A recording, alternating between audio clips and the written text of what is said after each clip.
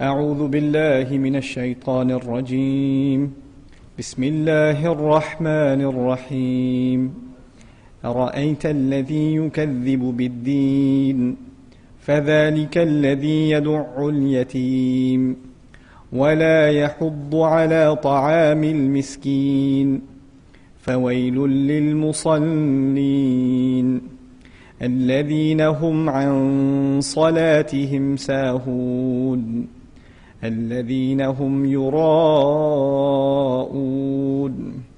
ويمنعون الماعون.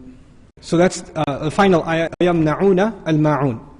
This ayah and وَلَا يَحُضُّ عَلَى طَعَامِ الْمِسْكِينَ are depicting the same reality, but it's taking the final step.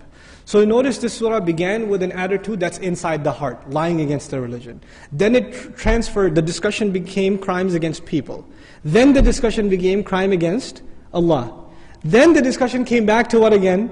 Crimes against people. The two things are intertwined with each other. You cannot separate them. They have become inseparable entities as far as Allah Azza wa Jalla is concerned. And people try to separate these two things. You know that? People say, I'm a charitable person, I'm a good person, I just don't pray. Right?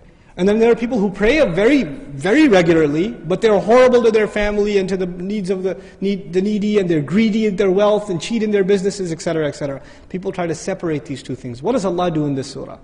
He makes the two things inseparable. You can't separate these two things.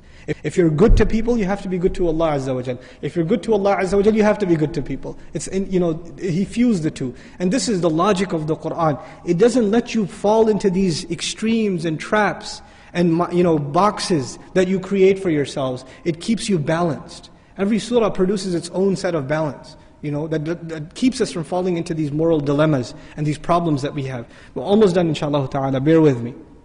Al-Ma'un. One of the description of Al-Ma'un, by the way, وَيَمْنَعُونَ الْمَاعُونَ, and they forbid Al-Ma'un. Ma'un has been interpreted by many scholars, even some Sahaba, as zakat. Also, very interesting definition from a literary point of view. هُوَ مَا لَا يُبْخَلُ بِهِ كَالْمَاءِ وَالْمِلْحِ وَالنَّارِ. It is that which you cannot possibly be cheap in, like water. You can't possibly be cheap in it. But Allah says at the end of this surah, they forbid even ma'un. They are that cheap. They are that, hard of the heart. It's not even bukhl here. There's something more here. They can't see a smile on somebody's face. They can't find themselves doing something good for someone. The first thought that comes in their mind is, why should I help him? Why should I help you? Why should I give you some help? Why should I give you a ride? I don't care. I don't owe you anything. I don't need this. This attitude, not that I can't, not that you need to use it if you don't use it. I just don't want to. I don't like you. I don't want to help you. This is, qaswat al-qalb, the hardness of the heart. Meaning Allah mentions things one after another that make your heart harder. And it comes to the point where even somebody asks you for something small, they ask you for a napkin, they ask you, you knock on your door from the neighbor and they say, can I have some salt? No! And you slam the door in their face. Think they're going to get salt from me? Pathetic. This is a pathetic attitude. But this is how low a person will reach. And you call yourself leaders, you call yourselves custodians of the house of Allah. Allah Azza wa Jalla says, أَطْعَمَهُمْ مِنْ جُوعٍ in the previous surah. I fed you. I gave you food. And you're going to act like this? It's like it's yours? You can be like this if it was yours. I gave you the food. And you're going to hold it back like this? SubhanAllah, the contrast between what Allah demanded, what He gave them, and the behavior that they're showing.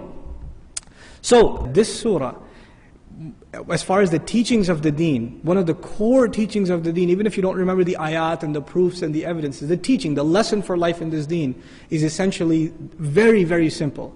The two things that will keep your heart soft and prove to you that you are not in denial of the final reward and punishment. The deen, that deen. The two proofs of it are how you pray and how much you give.